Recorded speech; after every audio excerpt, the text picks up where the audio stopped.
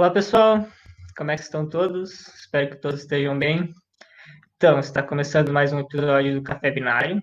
Café Binário hoje trouxe como convidado o professor Guilherme Neto.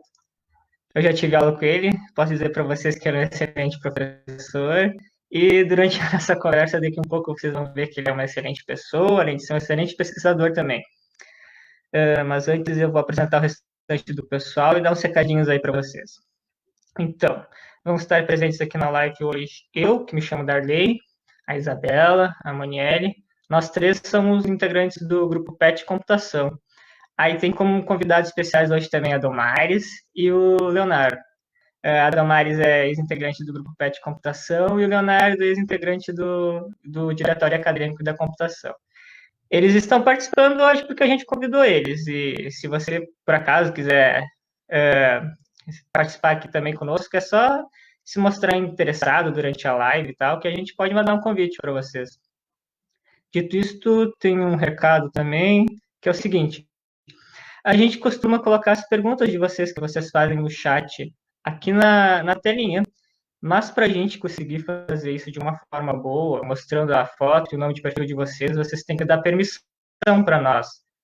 Mais precisamente, vocês têm que dar permissão para o StreamYard. Essa plataforma aí que a gente está usando para fazer as lives, como é que vocês dão essa permissão? Ali na descrição da live vai ter um link do StreamYard. Vocês clicam ali e dão permissão para o StreamYard exibir essas informações de vocês. Aí o outro recado é o seguinte: a gente já fez várias transmissões aqui no grupo da computação no Facebook. Desde aquele do Leomar, aí depois teve com o Marilton, aí teve o Gerson e esse último da Luciana. Todos os anteriores, assim como este, eles foram transmitidos aqui, só que a gente excluiu os primeiros. A gente vai excluir os outros daqui do grupo também. Mas vocês não precisam se preocupar, porque todos esses episódios anteriores, eles estão lá no YouTube, no canal do PET, no canal lá no YouTube do PET, é PET Computação FEPEL. Todos os episódios estão lá, e a gente vai colocar esse aqui lá também. Então, se você não assistiu os primeiros, pode ir lá assistir a qualquer momento. Tem também aquele episódio, aquele vídeo muito louco do Marilton lá, com o Drebois lá, que conta a história deles lá, é muito show de bola. Então, quando você for lá, já se inscreve no canal, dá um joinha nos vídeos, para dar uma força para o pessoal que está levando conteúdo para vocês. Aí também vai ficar disponível no podcast lá no Spotify, em formato de podcast lá no Spotify. Então, se você perdeu alguns primeiros, não tem por que não ver. Pode escolher qualquer uma dessas plataformas. Aí também sigam a computação.ppl no Instagram. A gente leva bastante conteúdo lá e dá muitas informações para vocês lá. Dito isso, então vamos começar o nosso papo com o professor Guilherme. Então, professor Guilherme, muito obrigado por ter aceito o convite. A gente está muito feliz com você aqui. Então, vou pedir para o senhor começar se apresentando para o pessoal e começar contando um pouquinho da sua vida. Sem falar de trabalho, se apresente e conte um pouquinho de você. Tá bem. Boa noite a todos. É sempre bom rever, né, os meus alunos e a gente está com uma saudade grande, né, das aulas. Eu sou Guilherme Tomaszewski Neto, sou natural de São Lourenço do Sul, né, parte da minha família é de lá, mas sempre morei aqui em Pelotas, né? Eu fiz meu ensino médio na antiga escola técnica, fiz o curso de eletrônica e graduei em ciência da computação na Universidade Católica de Pelotas, fiz um mestrado na URGS e recentemente terminei doutorado na FURG, Instituto de Oceanografia. Tenho uma família linda que eu amo muito, né? Dois filhos, um casal, o João Pedro e a Júlia, e minha esposa Elisandra, que estão assistindo aqui, provavelmente estão rindo ali agora. Não sei se querem começar com alguma pergunta. Professor, tem alguém que você acha que te influenciou e que você leva como uma inspiração para você na vida, assim? Não só profissionalmente. Várias pessoas, né? A minha família é muito importante para mim, meus pais, e eles foram um exemplo muito forte para mim, né? De pessoas boas, de bons exemplos. E eu convivi muito com meu avô paterno, que ele era uma pessoa muito curiosa, assim, ele nunca teve uma formação acadêmica mais formal, mas ele era um cara que gostava de inventar coisas e tinha uma habilidade manual muito grande, assim. E eu ter convivido com ele, né, meio que me ajudou, ou talvez influenciou a escolher muitas coisas profissionais e de vida que eu faço, né? Eu gosto muito de fazer trabalhos manuais e tenho uma certa habilidade com isso. Esse meu avô me deu essa habilidade, vamos dizer assim. Tanto que hoje, uma das coisas muito legais é que eu herdei, vamos dizer assim, né, as ferramentas que ele trabalhava, a bancada dele, que deve ter uns 100 anos, todos os meus projetos eu desenvolvi em cima dela, que é uma espécie de amuleto que eu tenho, se é que se pode dizer assim. E professora, o que tem ocupado o seu tempo agora, principalmente na quarentena? Pode nos dizer? Sim, sim. Por incrível que pareça, o meu tempo hoje é bem ocupado, assim, durante todo o período, né? Além das coisas da casa, né? A gente começa a ficar muito em casa, começam a aparecer coisas para fazer, né? Interminável isso. Mas eu tive no início, né, do confinamento, vamos chamar assim, eu tive umas conversas com o professor Paulo e acabou surgindo algumas demandas e eu abracei aí essa ideia de trabalhar com a produção de face shields, né, essas máscaras de proteção. Existe uma demanda bastante grande da Secretaria de Saúde de Pelotas, o próprio hospital, escola, entre outras entidades aí que precisavam, né, desses materiais de produção. E acabei montando aqui na minha oficina em casa um centro de impressão, vamos chamar assim, que dá uma demanda bastante grande de trabalho. Também tenho trabalhado num projeto de um ventilador, né, um projeto que surgiu da USP, um ventilador mecânico, e a gente está tentando adaptar alguns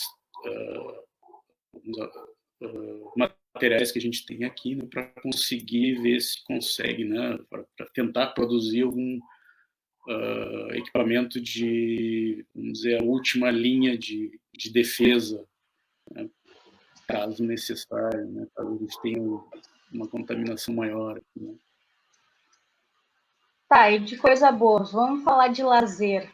Jogando alguma coisa? Tá jogando muito CS? Tá morrendo no Dota? Como é que tá? Olha só, eu não jogo nenhum jogo online. Eu não gosto. Não creio. Apesar Não de ser da área. creio. Não faz isso, Gui. Não. Ele está me olhando com um olhar preso aqui. Mas eu não jogo, não tenho. Mas alguns jogos para família, que tem alguns joguinhos de tabuleiro, a gente tem feito. Aqui atrás, acho que dá para ver que tem uma mesinha de mini snooker aqui que a gente montou fim de semana para se divertir um pouco. Eu gosto muito de atividade física, assim, né? Apesar de não ter... Essa parede aí. Esse murinho eu tenho salvado. Assim, né? Uma das coisas que eu gosto muito é de escalar, e faço isso há muitos anos, né? Muitos anos mesmo, eu e meus irmãos. É uma coisa bastante presente na nossa vida. E agora, em tempos de confinamento, ela é que tem salvado ali o nosso lazer, né, nessa área. Saudades de andar de bicicleta, posso entender perfeitamente. Também. Qual seria... umas fugidinhas aí de madrugada e tudo. Gui, qual seria o teu maior medo, para a gente conhecer um pouquinho melhor? Meu maior medo? Essa é uma pergunta difícil. Olha, acho que atualmente, depois que eu virei pai, o meu maior medo está sempre relacionado a algumas coisas com meus filhos, assim, né? Questão da vida, felicidade, bem-estar, É por aí. Eu não tenho medo maior comigo, assim. Teu medo passou para os Não teus vai filhos. por aí. Não é que passou para eles, são coisas, medo daquelas coisas que a gente não consegue controlar, assim, ou que a gente não tem gerência. Né? Uhum. Esse é um receio muito grande que eu tenho, assim. Nada específico, né? Mas é para esse lado, assim. Professor, conta para Diga. nós por que a computação, o que te levou a essa escolha? Sim. Eu comentei antes, né, com essa convivência que eu tive com meu avô e acabou me levando para uma área mais técnica. Eu fiz eletrônica na escola técnica, um curso que eu gostei muito de fazer, antiga escola técnica, né, hoje IFSU. E foi uma escolha meio natural, né, sair da eletrônica e ir para a ciência da computação, né. Eu já programava, já gostava muito de desenvolver alguns programinhas, os aplicativos, apesar de que na época a gente não tinha muita aula, né, lá na escola mesmo. Acho que o meu primeiro programa que eu fiz foi numa calculadora HP 15C, se eu não me engano. Não lembro que ano foi isso, mas eu já estava, acho que no primeiro semestre lá do IF, da escola técnica, no caso. E também durante o curso eu lembro de ganhar um computador, um TK3000, acho que era uma espécie de clone do Apple IIz, feito aqui no Brasil. E eu aprendi primeiro a programar BASIC, e depois eu entrei num clube de programação que a gente tinha lá na escola, onde a gente aprendeu a programar com Turbo Pascal. Não me lembro que versão era agora, tudo nesse sistema operacional que a gente usava no Mac na época. Foi uma escolha natural, né? Quando eu comecei a decidir, tá, e aí, tô terminando a escola técnica, o que eu vou fazer? Bom, ciência da computação sempre foi forte, né? Confesso que eu tinha uma vontade grande com um curso de oceanografia na FURG, mas não era uma coisa tão natural ir para esse caminho, né? A computação era uma coisa que estava começando a crescer bastante, então... Eu não foi isso, se o senhor permite nós perguntar. Eu me formei na escola em 89, no finalzinho de 89, aí a gente tinha que fazer um estágio pós a formatura, no ano de 90 eu fiz o estágio e comecei a estudar para o vestibular também, né?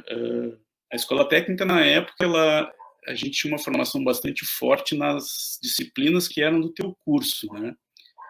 Então, eu tive, para fazer o vestibular, estudar bastante coisas que eu não tinha tido no ensino médio na época, que era biologia, literatura, química foi também meio en passant, assim, acho que foi um semestre ou dois que a gente teve de química. Eu estava focado, né, em fazer o vestibular na URGS, para ciência da computação. Estudei bastante para isso. Não tinha ainda ciência da computação, quer dizer, na Católica aqui em Pelotas. Acabou abrindo o curso exatamente quando eu ia fazer o vestibular, né? Foi uma coisa bem que sorte, assim, né? Porque eu acabei não indo bem no vestibular da URGS em função dessas deficiências que eu tinha aí de literatura, biologia e química. Lá eles usavam uma média harmônica, né? A média harmônica, se tu vai mal em uma, baixa tudo. Então, não me dei bem, acho que eu passei em segundo chamado em física, se eu não me engano, mas eu não queria física, né? Acabei fazendo a ciência da computação aqui na Católica, né? Pelotas, que foi um curso muito bom, assim, apesar de ser novo, né? Mas eles acabaram investindo bastante, acabou sendo um curso que virou uma referência aqui da metade sul do estado, na época. Assim. E eu me formei em ciência da computação em 95. 95, exato. E durante essa sua graduação, teve alguma dificuldade que te fez pensar em desistir em algum momento? Alguma coisa desistir não. Eu sempre gostei bastante da área, né? Dificuldades, claro, que aconteceram, né? Era uma época... Muitas matérias, né? Sim, muitas dificuldades sim. são as matérias, né?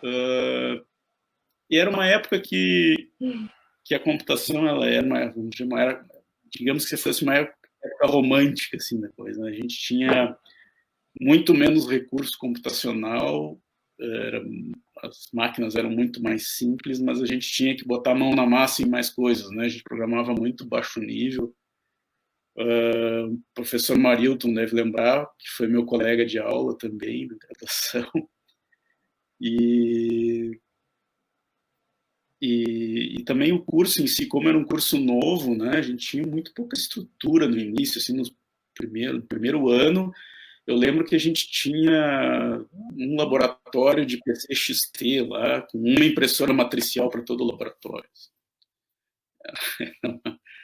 Uma restrição de hardware bastante grande, assim, mas foi muito legal. Era um grupo bastante unido, assim, tanto a turma quanto os professores também. Dificuldades normais daquelas disciplinas que a gente não está acostumado, né? Aquelas disciplinas mais matemáticas, assim, apesar de que cálculo eu já tinha tido alguma coisa na escola, então não foi um problema maior. Mas nunca pensei em desistir do curso, absolutamente. Assim, né? Eu comecei a trabalhar muito cedo na área, como eu já programava, né? Eu já trabalhava com desenvolvimento de sistemas. Já antes de entrar, antes de começar as aulas, eu já trabalhava numa empresa de desenvolvimento de software usando uma linguagem que se chamava Zin. Era um sistema gerenciador de banco de dados que seria o equivalente ao Oracle da época, assim, em termos de domínio de mercado. E isso é uma coisa que é bastante importante, assim, né? Porque tu já está trabalhando na área, tu já está nesse ambiente, né? Então, acho que isso me ajudou bastante a passar por cima dessas dificuldades maiores que a gente teve. A gente tem, né? O curso qualquer curso de graduação que tu fizer, que tu não tiver uma dificuldade, que não tiver tu não tenha que ter um empenho, que não tenha que te dedicar, alguma coisa está errada, né? Se está muito, muito fácil, que está tranquilo, puxa, está faltando alguma coisa. Se tiver muito fácil, você está fazendo a faculdade errado, né? Eu não sei se a faculdade é errado, né? Mas talvez esteja faltando alguma coisa. E agora sobre a pós, professor, como é que foi o mestrado e o doutorado para ti e qual foi o teu maior desafio naquela época? E também aproveitar que a gente está falando de pós, de saber se tu fez pós fora do país e como é que foi. Sim. Eu fiz mestrado na URGS, fui orientando do professor Palazzo, lá da URGS, eu ingressei em 98, na área de sistemas de informação, engenharia de software. Me dediquei bastante à área, um viés um pouquinho da minha dissertação foi para a área de linguagens, né? A gente estava trabalhando com um protocolo de um sistema especialista de apoio ao diagnóstico médico, né? Criamos uma pseudolinguagem para ajudar os médicos a modelar os seus protocolos de diagnóstico, foi muito interessante. E esse projeto, ele era parte de um projeto maior liderado por uma equipe do Politécnico de Milão, a equipe de engenharia de software do Politécnico de Milão, onde eu ganhei uma bolsa por 10 meses. Eu morei em Milão, trabalhei no instituto, como se fosse uma bolsa sanduíche no mestrado. Foi uma experiência maravilhosa, muito legal, bastante dura, não foi fácil, apesar de ter sido muito legal, né? A gente sair daqui onde a gente está morando, onde a gente está acostumado, ir para um lugar que a gente não conhece absolutamente ninguém, numa língua que a gente não domina muito, é sempre um desafio interessante, assim. Mas foi uma experiência muito boa, né? Trabalhar num lugar que foi fundado em 1800 e alguma coisa, 1880, se eu não me engano, já tinha 2 pesquisadores com prêmio Nobel. É uma tradição bastante grande, né? E muito legal de estar nesse meio, assim. Depois, diga, desculpa. Tu aprendeu alguma coisa em italiano? Sim, aprendi a falar italiano No dia a dia era necessário, né? Apesar do pessoal do laboratório todo falar inglês, tinha que viver lá, né? Na rua, no dia a dia, e depois acaba saindo, né? A gente vai pegando muito rápido, né? O italiano fala muito rápido, então foi difícil entender. E uma curiosidade, assim, né? O meu laboratório muito parecido com os nossos ali, né?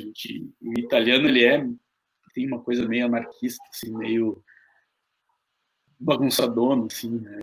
Aí o laboratório que eu trabalhava tinha um indiano de um lado e um cara era espanhol do outro, né? E ele me perguntou onde era, tal, e eu disse que morava perto do Uruguai. Eu acho que o cara tava com saudades de casa e queria falar espanhol comigo, porque eu disse que morava perto do Uruguai, ele achou que eu falava espanhol.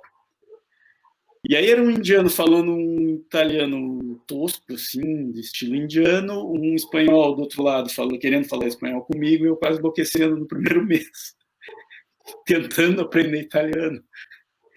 Chegou uma hora que eu tive que dar uma conversada, eu disse, olha, cara, eu tô ficando meio enrolado aqui com essa função toda, tá? Por favor, vamos falar italiano, pelo menos.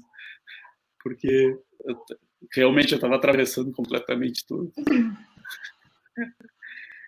Mas foi divertido, foi muito legal.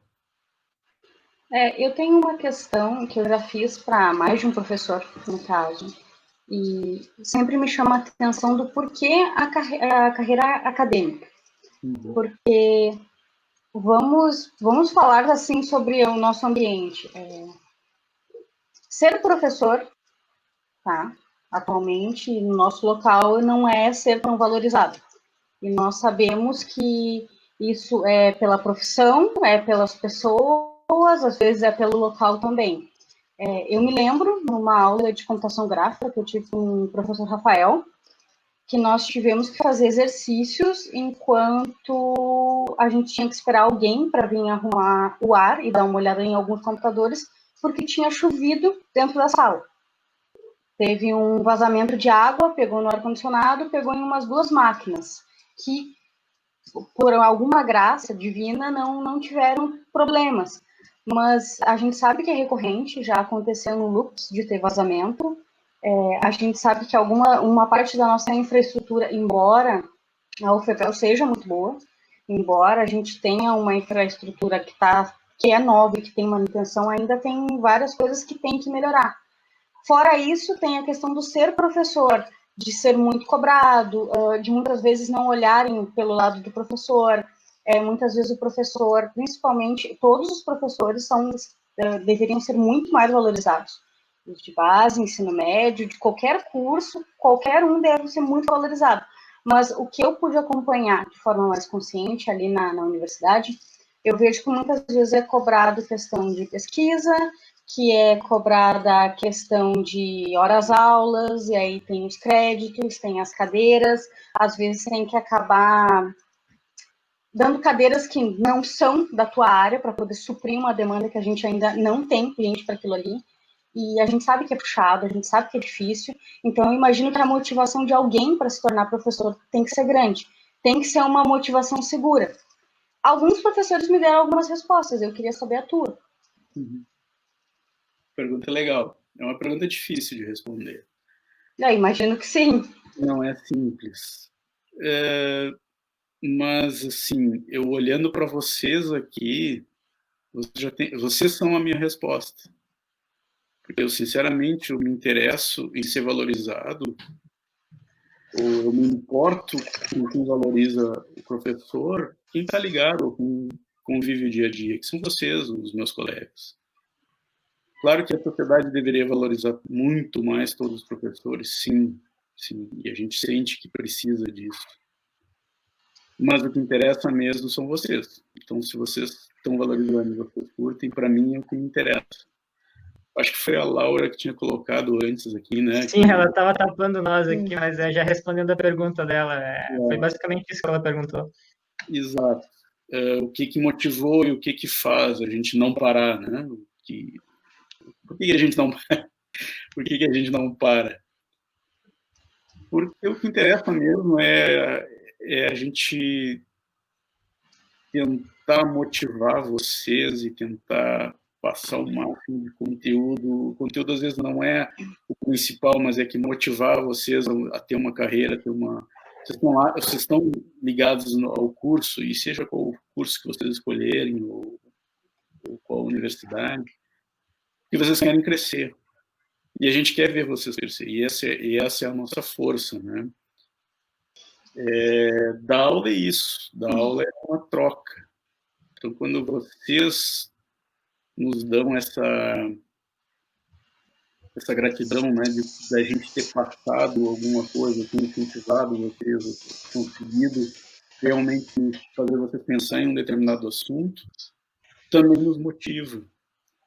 Então, se a gente teve que dar aula em condições não tão boas, né, como foi citado ali, a gente estava alagado, quase com os pés dentro d'água e tocamos a aula, é porque, sinceramente, o ambiente vai ser o menor dos problemas quando a gente tem essa paixão por ensinar e quando vocês dão essa troca.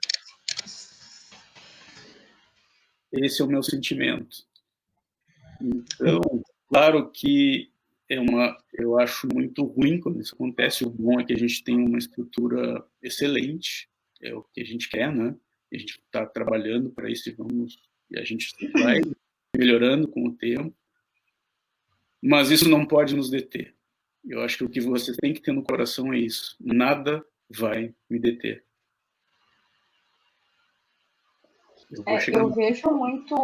Eu vejo muito por essa questão que eu fui uma aluna, tá? Que eu me formei não por causa de alguma, óbvio, dos meus colegas, dos meus amigos, da minha família, mas teve ações e conversas de professores chaves em momentos que eu precisava. Mais de uma vez eu pensei em largar o curso. O professor Leomar, inclusive, foi uma figura que aguentou uma boa parte dos momentos mais desesperados que eu tive. Então, esse negócio de ser professor vem uma outra carga junto, né? Vem a carga de, muitas vezes, quando é professor nos primeiros semestres, de tentar ver se aquele aluno, ele é dali, ele é para aquilo ali, ou então fazer ele entender que talvez ele seja mais feliz em outro local, que talvez ele não tem que se desafiar a fazer aquilo ali se aquilo ali não está no coração dele. Aí também tem o fator de entender que, às vezes, as condições do aluno, sejam elas financeiras, psicológicas, emocionais, elas acabam contribuindo, às vezes, para uma desistência, para uma nota baixa. E aí teve muitos casos de professores que conversaram, que eu vi colegas meus falando de apoiar, não só no quesito de tentar ajudar dentro da sala de aula, mas de chamar para uma conversa do lado de fora. Eu criei com vários professores, e inclusive gosto muito disso, eu incentivo muito isso, o laço de amizade, de poder conversar de uma maneira direta, de ter esse sentimento, porque muitas vezes professores e alunos, eles passam muito tempo dentro da universidade. E acaba que nós acabamos ficando mais família ali nos dias de semana do que com a nossa própria família. Então, é uma coisa que eu sempre pergunto, e eu sei que tem uma cobrança, é conhecido que tem uma cobrança para os professores universitários, eu sei que para todos, mas eu acompanho no caso dos universitários, a questão de aprovação, de desempenho, e que é uma balança que é muito frágil, então eu imagino que isso muitas vezes acabe levando a situações que são bem delicadas para vocês, então meus parabéns, tá? Meus parabéns, eu acho que qualquer um que seja professor tem que receber muitos parabéns, tem que ser extremamente respeitado, porque independente de qualquer coisa que a gente pensar, de apoio de carreira, de ser uma instituição pública ou privada, eu imagino que consuma muito, incluindo da tua própria vida pessoal, imagino. Sim. Então, eu só queria dizer isso. Parabéns, Gui. Tu foi um ótimo professor, eu gostei muito de AID, tá? Que bom.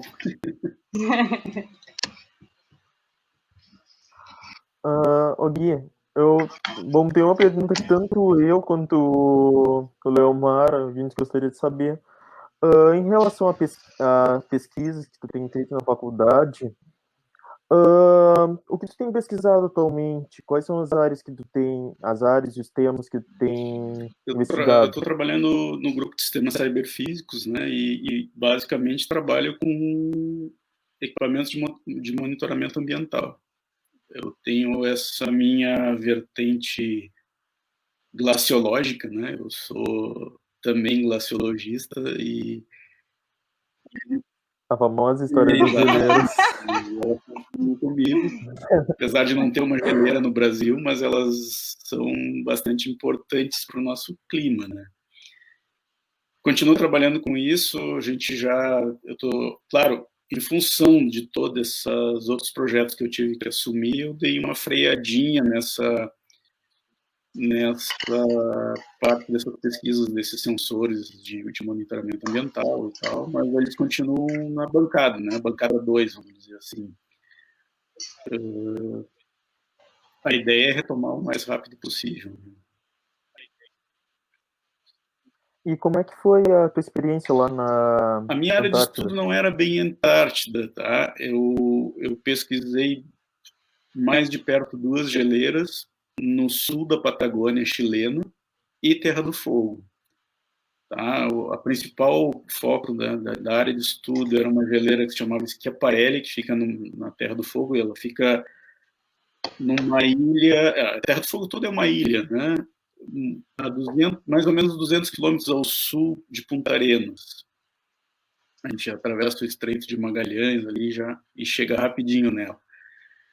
Foi uma experiência espetacular, né? Eu tive a oportunidade de visitar o lugar por 4 vezes, montando os equipamentos, fazendo manutenção, adquirindo os dados, colaborando com uma equipe grande de trabalho, né? Que era um conjunto de várias instituições, a Universidade de Humboldt de Berlim, Universidade de Magalhães de Punta Arenas, Instituto Antártico Chileno, Fundação de Estudos do Quaternário, que é a Fundação SECO, que chama também de Punta Arenas, a FURG, o FPEL. Né?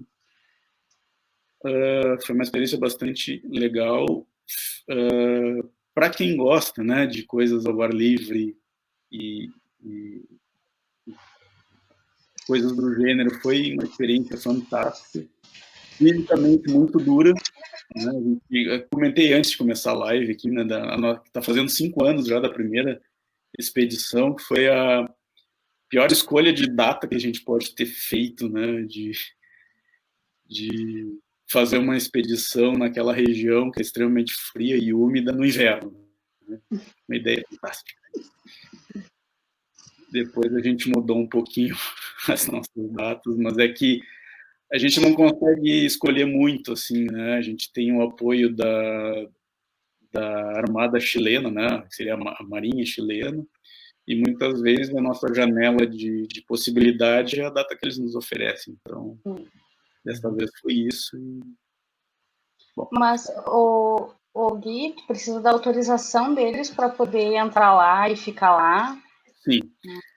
A geleiras Schiaparelli está dentro de uma área de proteção ambiental, um órgão parecido com o nosso IBAMA, que se chama CONAF, e precisa de uma autorização especial que a gente consegue, né, por esse grupo de trabalho que a gente tem, junto com as instituições chilenas também, a gente consegue essa autorização, inclusive para voar com drone nesses lugares. Né? A gente faz o monitoramento também com drones, e é uma área extremamente restrita para isso. Claro, para pesquisa a gente é bem simples conseguir, né? A justificativa é óbvia. Né? A outra geleira que a gente trabalha fica dentro de um parque nacional que é extremamente turístico, né? Vocês já devem ter ouvido falar, que é o Torres del Paine. É um dos parques mais famosos, é lindo, né? E uma geleira Gray, é uma geleira imensa, muito grande, e está com vários eventos de desagregação, ela está reduzindo bastante. Esse lugar é mais simples, né? Como se trata de um lugar turístico, fica mais tranquilo de conseguir autorização, tendo os cuidados normais que a gente tem que ter nesse tipo de ambiente, né? A gente não pode contaminar o ambiente, obviamente, né? Tem toda uma série de detalhes ali que a gente tem que cumprir, principalmente quando a gente voa com o drone. Desculpa, é que quando a gente fala assim de... Só deixa eu dar um recado, Damares, rapidinho. O pessoal está comentando ali na live, está esquecendo de dar autorização para o StreamYard para a gente colocar as informações ali na tela, tipo nome de perfil e foto de usuário. E tá aparecendo ali sem a gente saber quem é que está fazendo a pergunta, então vou pedir para o pessoal autorizar. Tem um link ali na descrição da live do StreamYard que o pessoal clica e autoriza nós a exibir essas informações. Pode continuar, Damaris. É que quando tu fala sobre isso, sobre fazer pesquisa, falando assim, tudo parece muito bonito, tudo parece muito simples, mas eu imagino que seja uma logística muito complicada, até porque... pois é, eu imagino que, tipo, tem a questão de... Tudo bem, tu consegue a liberação, mas aí tem coisas que eu imagino que tu não possa levar, porque podem ter impacto ambiental, aí tem coisas que tu leva, tu tem que cuidar o uso, e tem coisas que são extremamente restritas, e eu acho que é uma coisa muito...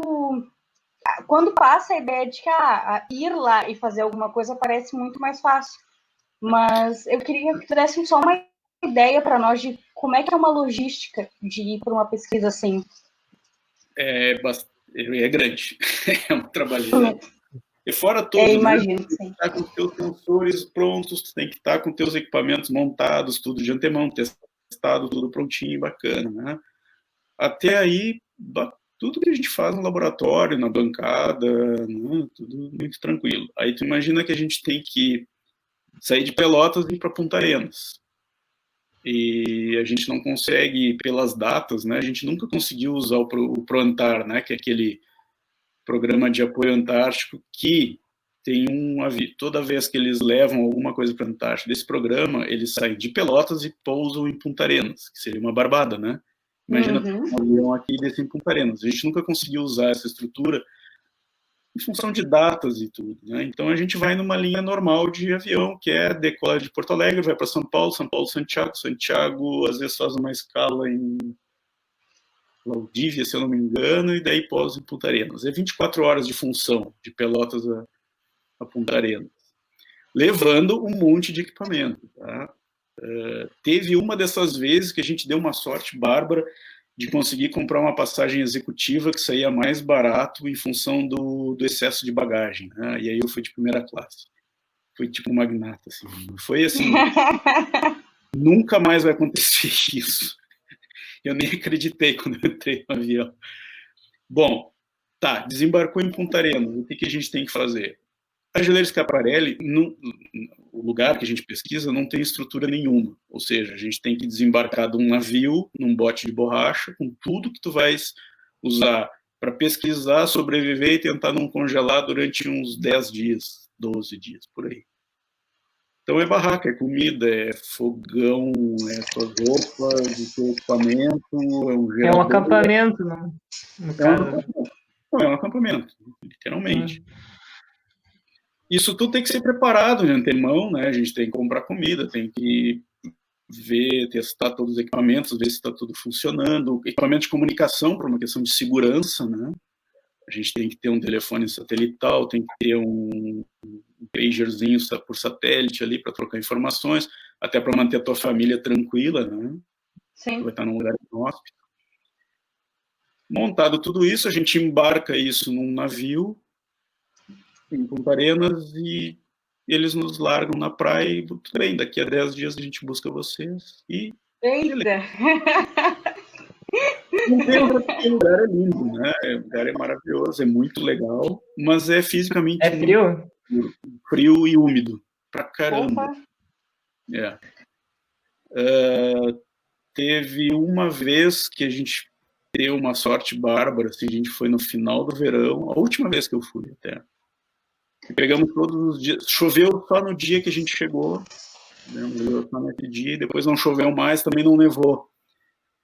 E ficou com uma temperatura próximo de zero, positiva, assim, por todo o período. Né? Foi uma coisa inédita. Assim. E esse foi o caso bom.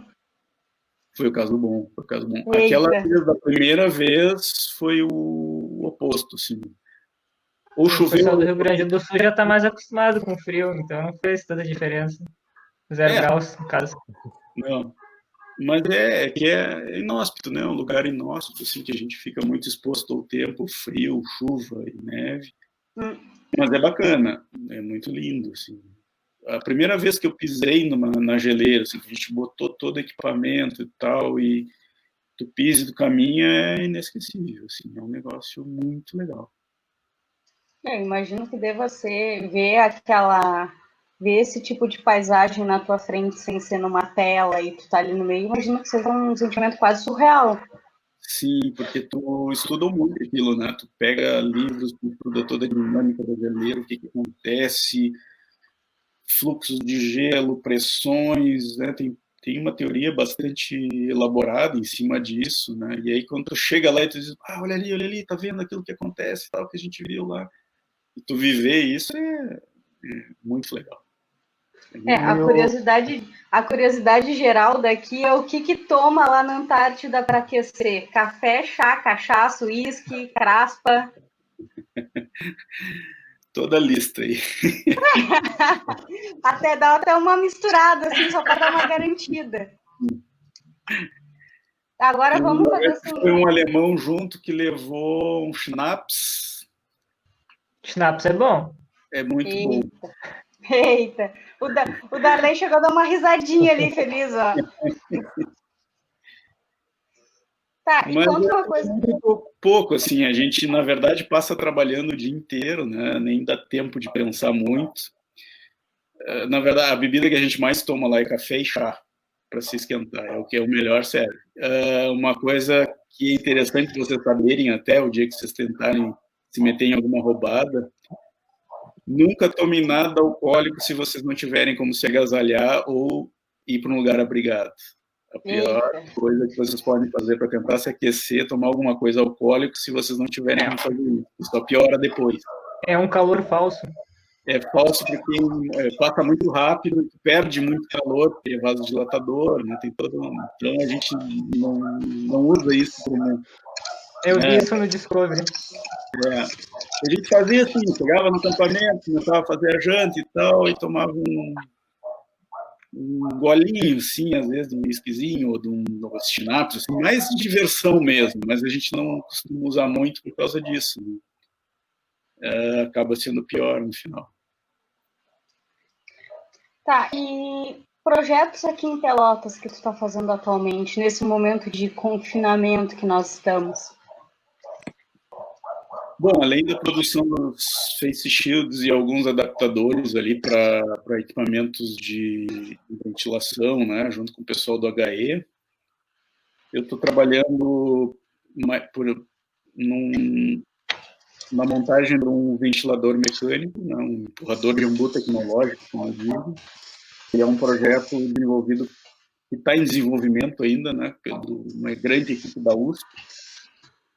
E é um desafio, porque fazer esses ventiladores mecânicos, eles parece uma coisa simples, né? A gente olha no YouTube, deve ter alguma dezena de projetos ali que o pessoal, o fulano fez um ventiladorzinho e tal, mas é muito lúdico, muito de brincadeira. Se a gente vai para usar mesmo, a gente não pode usar um equipamento desse sem ter testado positivamente. A gente corre o risco de matar uma pessoa, né? E para chegar a um projeto, chegar ao ponto desse projeto poder ser testado em humanos é uma caminhada bastante grande, né? Eu só aceitei fazer isso, né? Mas por um incentivo, né? Um pedido de um grupo aqui da universidade, porque eu peguei um projeto que já está andando junto com o pessoal da USP, que é aberto, né? Domínio público, porque eles já estão com essa parte de testes bastante adiantada. Eu nunca teria, não é a minha área, né, trabalhar com isso, biomedicina, né, e criar um hardware do nada, desse porte, ainda mais com a ânsia que a gente tem agora de todo mundo estar querendo usar, a gente precisa dos ventiladores. Tem que ir com calma com isso, né? O próprio grupo de trabalho que a gente tem pequeno aqui em Pelotas, tem alguns membros que não são técnicos, né, que estão dando um suporte mais político, vamos chamar assim. Tem essa ânsia, a gente tem que estar constantemente freando isso, porque não é simples, né? A gente não pode simplesmente criar um equipamentinho que fica ali empurrando aquele ambu para... Mas o senhor é formado em ciência, o senhor teve alguma dificuldade para... Tem muito hardware nisso também. Cara, eu tenho curso técnico de eletrônica, que me ajuda bastante nisso, né? E a ciência da computação, no curso de graduação que eu fiz, o professor Morilton aí pode confirmar, não me deixar mentir sozinho, era de uma época que a engenharia e a ciência estavam muito juntas. Assim, a gente teve bastante coisa de hardware durante o curso. Né? Então, era uma linha... Eu nem lembro de existir um curso de engenharia da computação no estado aqui. Então, eu me sinto um pouco à vontade de trabalhar com isso. Não sou um expert, né? E a parte eletrônica de hardware desses ventiladores, esse ventilador que é simples, tá? Que é um ventilador mais simples, não é tão complexo assim.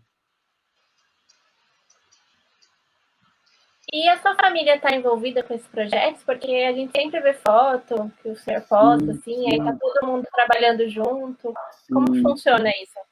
Na montagem dos face shields, né? A gente imprime parte desses face shields nas impressoras 3D, mas toda aquela parte do acetato, né? Que é a parte transparente ali que fica no... Eles ajudam nessa montagem, né? Furar, cortar, montar propriamente dito, cortar os elásticos. É um mutirão que a gente faz aqui, que é bastante coisa para fazer. Né? Eles estão dando risada aqui, mas é... Mas é muito legal de ver todo mundo assim trabalhando junto numa causa tão bonita que é tão necessária, né? Sim. Quando a família faz junto, parece que tem até um valor emocional envolvido, né? Ainda mais para você. Claro, sem dúvida. Sem dúvida. Poder compartilhar isso com eles é fantástico. Muito bom. E ajuda as pessoas também. Claro. Nessa época agora. Né? Sim. Vamos voltar ali um assunto um pouco. Uma cadeira, uma matéria que lhe vem na cabeça agora. Disciplina na faculdade. Que eu cursei. Ou que o senhor gosta de dar, ou cursou, depende. Cara, eu gosto muito das disciplinas de programação, assim. E gosto muito, apesar de ser uma disciplina que talvez muita gente ache que é simples e tal, mas eu acho que ela tem uma importância bastante grande, é a disciplina de algoritmos e programação. Assim. Acho que eu curto muito, assim. E faz a gente trabalhar bastante em grupo, né? Também. Aquela disciplina que a gente fez, acho que foi o ano passado que foi meus alunos, né? Sim. Mas ajudou muito ali. O cara fica nervoso na hora para apresentar, mas depois o cara percebe que faz bem, que nem agora. Eu era super nervoso e a sua disciplina me ajudou. Eu tô conversando normal aqui com vocês, eu ia estar todo cagado se não tivesse a cadeira. Cumprimos nossa objetivo. Sim, muito bom. E para responder uma pergunta que estava no Face, algum projeto favorito na tua cadeira que tu mais gostou de trabalhar? Na tua carreira, aliás, na tua carreira. Na minha carreira. Deixa eu só relembrar de novo, o pessoal ali não está permitindo que a gente mostre as informações de nome e foto de perfil de usuário. Você tem que clicar ali no link ali que tem na descrição da live do StreamYard para a gente poder exibir essas fotos, essas coisas de vocês. Pode continuar. Heitor Matoso, que perguntou. A gente não consegue ver daí. Qual o projeto favorito que eu mais gostei de trabalhar na minha carreira? Puxa, é difícil escolher sim. O meu último projeto do doutorado, né, que eu desenvolvi um equipamento para medir o derretimento das geleiras, que a gente chama de ablação, foi um projeto que eu gostei muito de trabalhar nele. Gostei muito mesmo, assim, porque eu consegui criar uma coisa inédita, né, não existia, e partir do zero, né, do zero mesmo, assim. Foi um projeto que eu gostei muito, né, que a gente chamou de sensor eletrônico de ablação. E foi um projeto de quanto tempo? Olha, desde vamos dizer, da concepção dele, daquele clique que dá, assim, né, daquela, sei lá, tomando café da manhã e diz, pô, podia fazer isso, de repente da samba, até a gente instalar na geleira, vamos dizer assim, foram aí uns 8 meses. Bastante tempo. 8 meses em função também da disponibilidade de ir para o lugar e poder instalar. Né? O projeto poderia, talvez, em meio ano, talvez, ter sido utilizado. Né? mas a gente tem essa coisa de aproveitar a oportunidade, né? É muito caro a gente contratar toda a estrutura, né? Contratar um navio para levar e fazer tudo, né? É um tipo de coisa caríssima.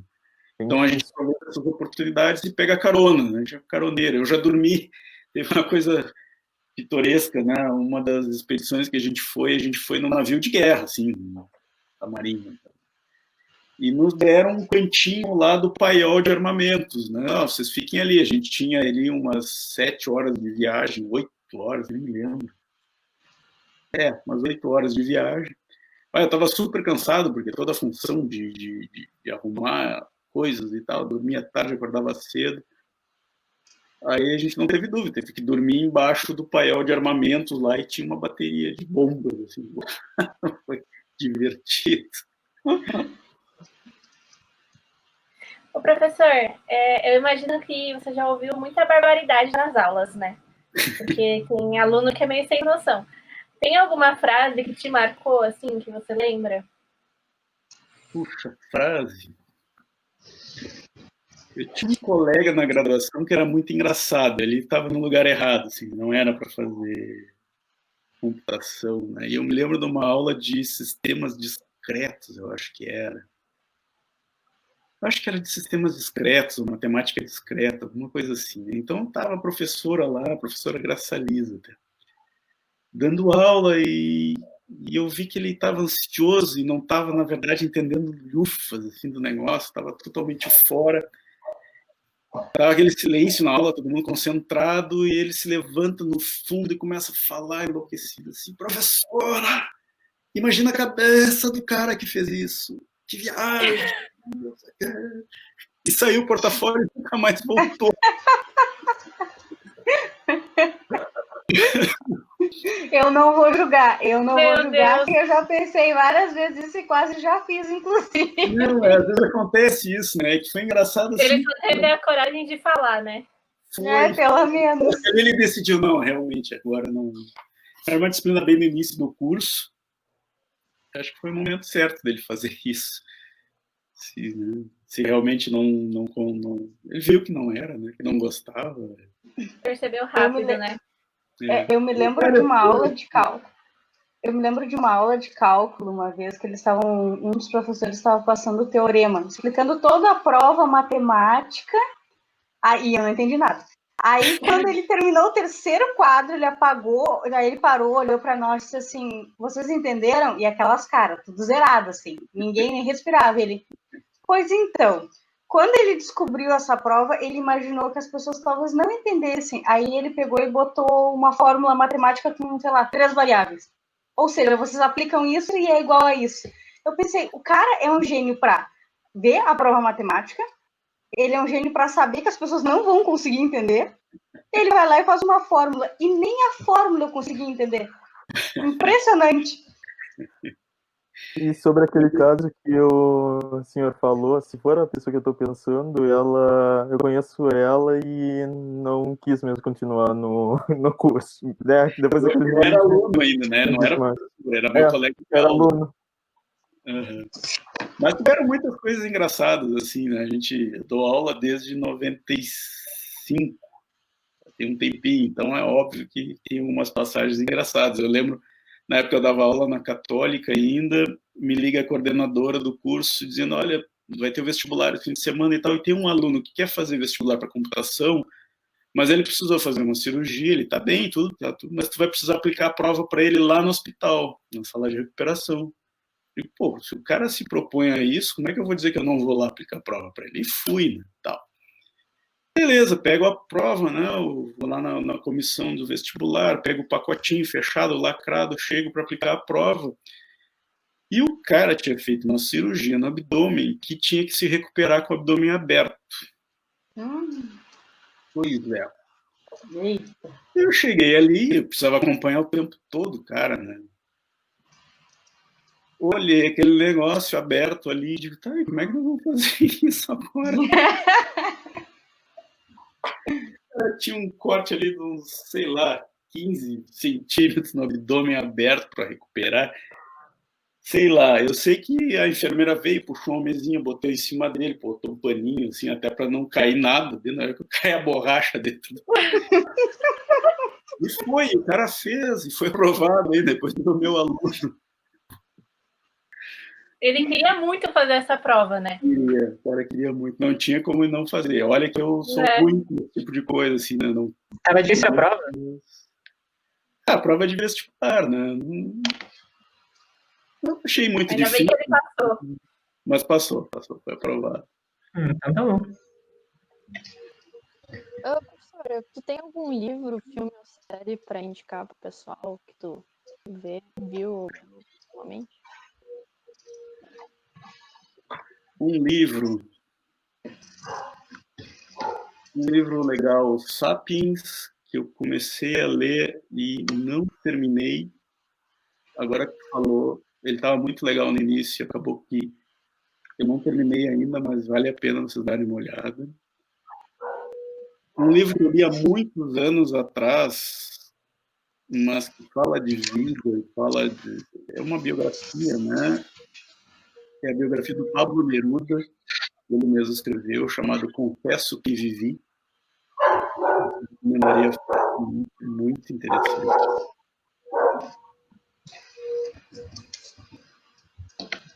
Tem uma perguntinha do professor Alan. Ele mandou um: e aí, Guilherme, qual é a tua banda e o estilo de música preferido? Aí, Alan, grande abraço, meu companheiro de sala. Eu gosto de hard rock. Gosto Aê! de Purple, AC/DC, a banda do meu amigo Dubois, muito boa. Esse estilo de música. Tem uma banda nova que está querendo decolar, que tem sido bastante promissora aqui. Eles têm um estilo parecido com o Led Zeppelin, que se chama Rita Van Fleet. Vale a pena você. Não conheço. Vou anotar para dar uma olhada, com certeza. Vale a pena. Professor, e um hobby? Um hobby que o senhor costuma ter? Eu gosto de escalar. Nota-se aí atrás. Né? Aqui atrás mostra bem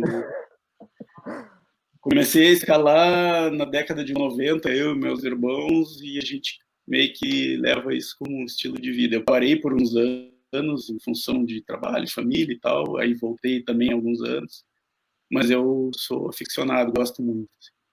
E velejar também. Velejar é secundário, sim, eu gosto de velejar e tudo. No período que eu não escalava, eu aprendi a velejar e curtir, mas eu gosto mais de ir para a montanha. Meus irmãos também. Eu tenho 2 irmãos. Um, inclusive, acho que eles estão assistindo até, inclusive, mora no sul da Argentina, lá, e mora na beira da montanha. Sim. Um sonho aí, professor, um sonho seu. Um sonho? Eu quero fazer um deles, né? Tem vários. Eu quero fazer uma montanha patagônica, quero fazer um pico na Patagônia ainda, que eu não escalei ainda. Eu escalei já algumas montanhas na Patagônia, mas não mais para o sul, assim.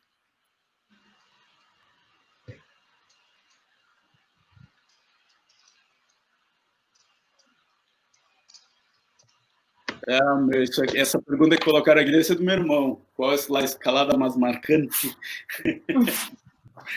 Certo que foi do Gustavo. É, ele mesmo. Cara, eu acho que foi uma escalada que a gente fez em 99, no início, que seria o início da Patagônia Argentina, lá, quando a gente escalou um pico chamado, eu gostei muito, assim, para mim foi muito legal, chama La Vieja, uma torrezinha de granito muito legal, muito bacana. A gente escalou junto, assim.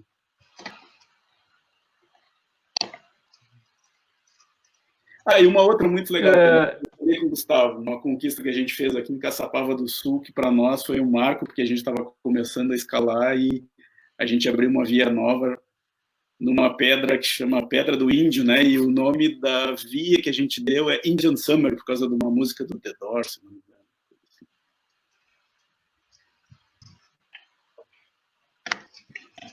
Deixa eu ligar o Conta um microfone. caos aí tá pra desligado gente, aqui. professor.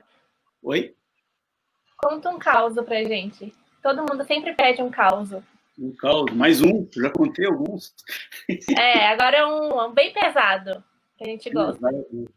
Uma bem engraçada aí pra gente editar depois. Puxa, eu não participei de roda punk, que nem o professor Marilton. Na verdade, eu achei que eu participava de uma roda punk, mas na verdade era pancadaria mesmo. Eu acabei fugindo do show.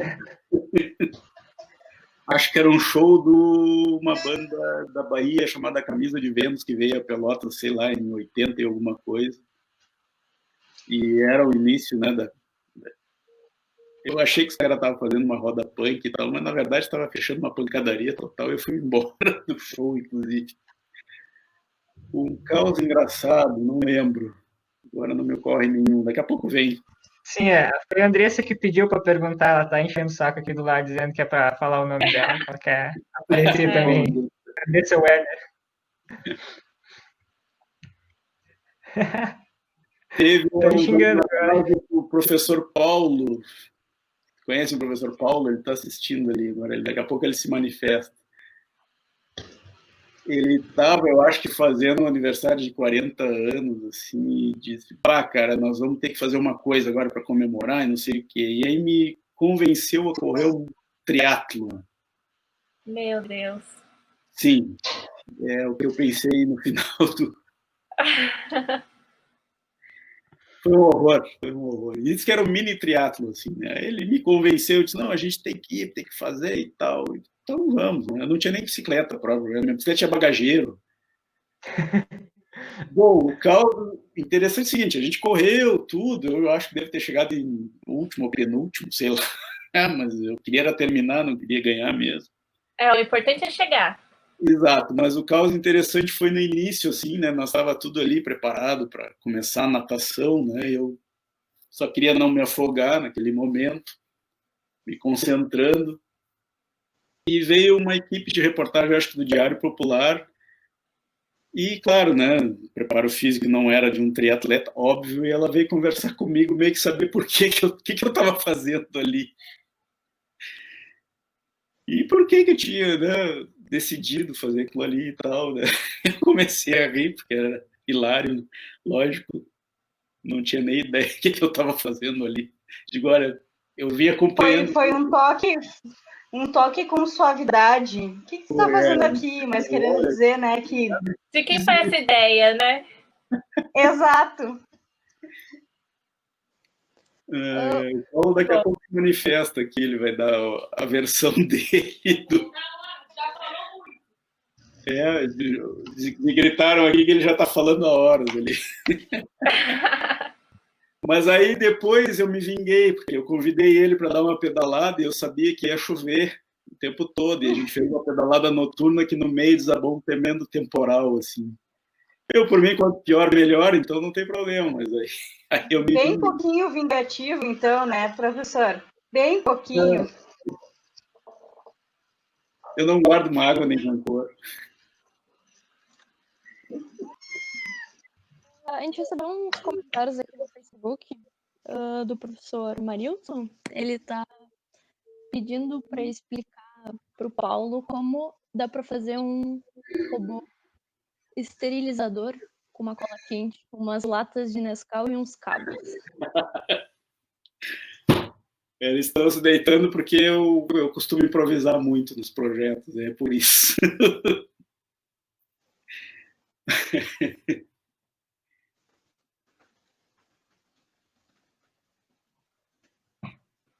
Que mais? Agora, a finaleira aqui que estão pedindo para mostrar sua família.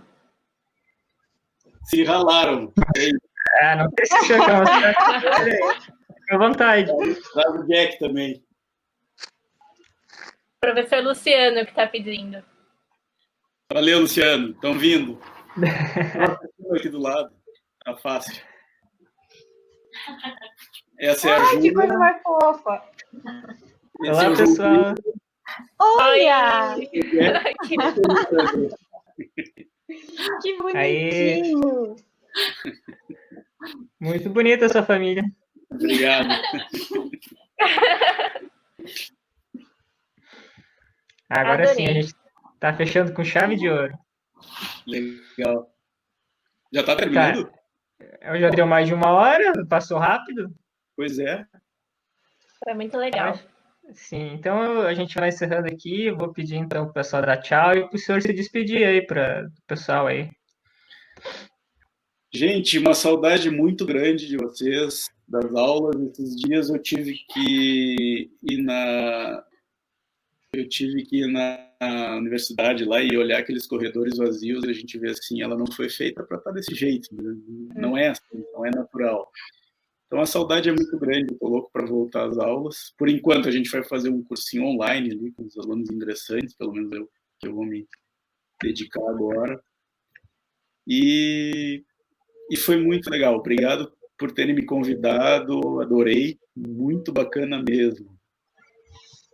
Parabéns pelo Tá, obrigado por ter aceito o convite, obrigado pelo papo. Eu sei que foi uma audiência muito boa aí. Se o restante do pessoal quiser conversar alguma coisa, falar alguma coisa, dar um tchau aí pro pessoal, pode falar. Depois eu vou dar uns recadinhos aí. Então, obrigada pelo convite. Fico muito feliz. Quem sabe a gente marque uma live parte 2 para falar de temas mais controversos e polêmicos, tá? Aí é aquele momento, o momento de tomar uma cerveja e falar os assuntos, aqueles. Para quando a quarentena acabar, a gente fazer isso pessoalmente. Não. Eu não vou esperar tanto tempo. Mas foi Tem que for, tem que for. Digo mesmo. Obrigado por terem me convidado. Estamos sempre aí para quando quiserem convidar de novo. E estou só esperando essa quarentena acabar mesmo, porque estou precisando muito de uma cervejinha e bater um papo com umas pessoas que não sejam só os daqui de casa. Isa, Moni, não querem falar nada? Então vou dar tchau aí, pessoal. Semana que vem eu vou estar aqui de novo, então até logo. E é isso, muito legal receber o professor Guilherme. Muito legal mesmo o papo. Obrigada, Domi. Obrigada, Léo. E é isso. Isso aí, Domi não quer falar nada, então eu vou seguir aqui. Tá, então seguindo aí, eu vou agradecer o pessoal, foi um sucesso a live, obrigado, professor Guilherme. E vou lembrar também que eu esqueci no início de falar do pessoal do backstage ali, o Dauan, a Raquel e a Andressa. O Thomas também ali, eles são nossos Hokages das sombras, vocês não estão vendo, mas sem eles não tem live. Então é isso aí. E lembrando olha o também... otaku. Computação, né? Daí vou lembrar o pessoal também que essa live vai estar disponível depois lá no YouTube e em podcast, em formato de podcast lá no Spotify. E vocês também não esqueçam de seguir a computação.ficel lá no Instagram. E também tem um forms que a gente está deixando aí na descrição da live aí para vocês avaliar a gente, para ver se está indo tudo bem, se vocês querem alguma mudança. E também, se alguém de vocês aí que está assistindo quiser participar, não como um professor convidado, que a gente vai tentar convidar todos os professores, mas como o Leonardo e a Damares, que participaram hoje. A gente quer fazer uma interação aí com a comunidade. Dito isto, acho que podemos encerrar. Então é isso aí, pessoal. Obrigado. E esse foi mais um episódio do Café Binário realizado com sucesso. Obrigado. Tchauzinho.